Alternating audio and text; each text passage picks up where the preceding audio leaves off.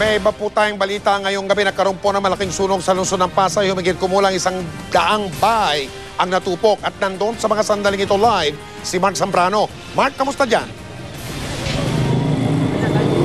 May kasalukuyan ngang inaapula pa rin ng sunog dito sa barangay 156, Tramo, Pasay City.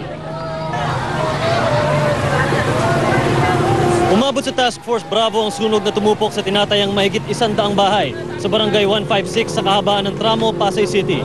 Kaya pansamantalang sinara ang bahaging ito ng Tramo Road para maluwag na makapasok ang mga bumbero sa lugar.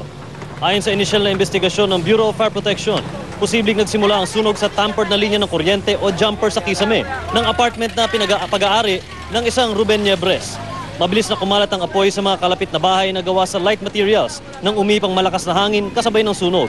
Alas 6:15 idineklarang under control ang sunog na tumupok sa tinatayang 1.5 milyong pisong halaga ng ari-arian. Karamihan sa mga residente, inunang ilabas ang mga anak at ilang gamit ng sumiklab ang apoy. Pag akyat namin sa taas, yung sunog nandiyan na sa may malakas na. Eh, lumabas na yan din ako agad. Pero yung sa taas na wala silang nakuha, lahat sunog yan na. Nandito ako sa baba eh. Oo, pag may may sumigaw na. Akala ko may nag-away, kaya lumabas ako. Pagtingin ko, may umusok na. Kaya tumakbo ako, kinuha ko itong dalawa kong mga anak. Kaya ang payo ng Bureau of Fire Protection, sana po gumamit tayo ng tamang kuryente, tamang koneksyon at sa mga kababayan uli natin na pagkatapos gumamit, pakitanggal sa main plug. Mike, sa ngayon ay pinayagan ng dumaan sa magkabilang gilid ng Tramo Road yung mga sasakyan dito. Kanina kasi sinara muna pansamantala para maapula yung sunog. Pero hanggang ngayon, Mike, ay pinipilit pa rin ng Bureau of Fire Protection na apulahin ang natitirang bahagi ng sunog. Mike? Mark, kamusta yung mga residente, yung mga nasunugan, Mark? Mike, sa ngayon, wala naman tayong ulat ng mga casualties dito. Although meron tayong mga napabalitang nasaktan at nagtamo ng mga minor burns. Pero sa ngayon, yung iba talagang matinding na apektuhan dito ay nandun pa rin sa gilid ng kalye at wala pa rin tayong ulat kung saan nila balak magpalipas ang gabi sa mga oras na ito, Mike. Okay, Mark, wala pang sinabi mo, wala pang informasyon kung saan mananatili yung mga nasunugan ngayong gabi? Hanggang sa ngayon, Mike, wala pa rin tayong impormasyon tungkol dyan, no? Pero hanggang sa ngayon, kung maririnig nyo nga dito sa ating paligid, medyo maingay dahil hanggang sa ngayon, hindi pa rin nila nililisan yung gilid ng kalye kung saan nila nilagay yung kanilang mga gamit na kanilang sinalba mula sa sunog, Mike. Maraming salamat, Mark Zambrano. At sa mga sandaling ito, mga kapuso, balikan po natin ang Dolphy Theater kung saan nagaganap po ang isang misa at tinatawag na necrological service bilang bahagi pa rin ng pagpibigay pugay kay Dolphy. Sabi ko, ingatan, baka mabasag. Pero hanggang sa loob ng kotse, yakap-yakap na ganoon. Eh, patis po yung galing Pangasinan, dahil taga Pangasinan po ako. Alam po ninyo, 15 years ang Home Along the Riles and Home Along the Airport. Every week, magkasama po kami ni Kevin. Ang tawag sa kanya, Kevs. Sabi niya sa akin, pag may tao, huwag mong banggitin yon. Ang pangit eh. Mukhang iba ang pandinig eh. Ako naman in-emphasize, Kevs. Iba naman yung, Father, sorry po.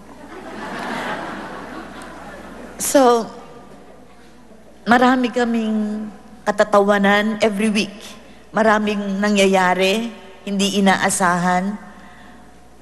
At maging si Tito Dolps, marami siyang isinishare sa amin na katatawanan. Laging masaya ang taping ng Home Along. Wala po akong matandaan na nagkaroon ng away, gulo, or problema sa cast. Wala po. Lagi pong masaya ang aming taping. That is why masaya din po namin na ipalalabas, nagugustuhan ng mga televiewers sapagkat naipoproject namin yung saya ng pamilya namin sa Home Along. At ngayon, actually wala akong alam na sasabihin sa inyo. Pagdating pala sa ganitong bagay, talagang mabablanko. Marami hong tawag kay Tito Dolps, Daddy, Papang, Papa, Mang Dolphy, Pidul, ang dami. Kahit kayo makakapagbigay ng pangalan kay Tito Dolphs. Pero pag minention nyo yung pangalan niya, meron kayong mararamdaman respeto.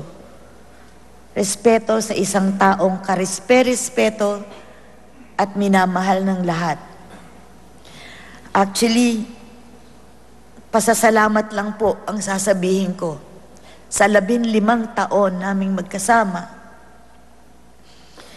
ako po'y nagpapasalamat kay Tito Dolphs. Siya nga pala, kumpleto po ang Home Along the Riles cast. Tito Dolphs, kung saan ka man dito sa kwartong to, ayun oh, andun sila oh, Tito Dolphs. Hoy, kaway kayo. Nakikita kayo ni Tito Dolphs. Andyan si ABK, yung aking apo na dati, baby. Ngayon, medtech na. Kumukuha na ng medtech. Si Moy Moy, na dating parang walang nakikita sa liit ng mata. Malaki na mata. Oo, binata na. Si Mel Tiangco, ang inyong kapusong totoo. Mga kapuso, alam niyo bang sa bawat 100,000 kalalakihan, 10 sa kanila ang maaaring magkaroon ng prostate cancer? At bilang pakikiisa sa Prostate Cancer Awareness Month noong Hunyo, muli kami naghandog ng libreng serbisyo para sa mga kalalakihan para maagapan ang pagkakaroon ng sakit na prostata. Tinaguri ang silent killer ng mga kalalakihan ang prostate cancer. Madalas kasi, hindi nararamdaman agad ang mga sintomas nito. Ang mga may edad 40 pataas, pwedeng tamaan. Ilan sa mga nasawi rito, si dating Senador Raul Roco at ang broadcaster na si Rod Navarro. Ngunit, maaari ito agad matuklasan sa pamamagitan ng prostate cancer screening. Ito po ang taunang libreng serbisyo na hatid ng GMA Kapuso Foundation para sa mga kapuso nating lalaki. Sumailalim sila sa blood test para malaman ang taas ng PSA o Prostate Specific Antigen sa kanilang dugo. Ang prostate may nilalabas na secretion o enzyme na tumutulong sa pagpapalabnaw ng similya ng lalaki. Ang PSA, yung tinatawag ng Prostate Specific Antigen, ito yung palang marker sa dugo ng prostate cancer. Katuwang ang Philippine Cancer Society, itinuro din sa kanila ang kahalagahan ng taunang pagpapatingin ng prostate. Negatibo sa prostate cancer ang lahat ng nagpatingin. Pero isa si Roberto De Leon sa may pinakamataas na Prostate Specific Antigen o PSA sa kanyang dugo. 69 na taong gulang na si Roberto na dating isang karpintero. 2 taon na raw niyang iniinda ang hirap sa kanyang pag-ihi. Dahil doon sa nararamdaman kong sakit sa pag-ihi, hindi ako makaihi. Ganun. Kaya nung una, nagpatingin na ako. Ayun, naka-catheter na ako. Sinamahan namin si Roberto sa isang urologist para malaman ang tunay niyang kondisyon. Nung kinapa ko yung prostate niya, maga ang prostate niya at mahapdi. At may kasama ding infeksyon. Hindi na tawag na prostatitis. Ayon sa doktor, mababa ang posibilidad na magkaroon ng prostate cancer si Roberto base na rin sa resulta ng prostate screening. Pero iba yung pag-iingat pa rin ang payo ng doktor. Meron o walang simptomas, dapat ang kalalakihan edad 40 patas magpa-examine na. Kami din po, inihikayat namin ang mga kalalakihan na sumailalim sa taunang prostate cancer screening para maagapan ang sakit sa prostate. Samantala, humigit kumulang po 50 kalalakihan ang nabigyan ng libreng serbisyong ito sa Barangay Kamuning sa Quezon City. Nagpapasalamat po kami kay Dr. Samuel Irastorza at sa mga naging katuwang namin sa project na ito. Sa mga nais namang maging bahagi ng mga projects ng GMA Kapuso Foundation, kabilang na ang Bisig Bayan Medical Assistance, maaari po kayo magsadya sa aming tanggapan o kaya magdeposito sa mga bank account o sa anumang sangay ng Cebuana Luwalier. Maaari din mag-log on sa www.kapusofoundation.com. Susunod ang patuloy na pagbibigay-pugay natin sa Hari ng Komedya. Sa tuloy-tuloy na pagtutok natin sa mga balita dito sa 24 oras.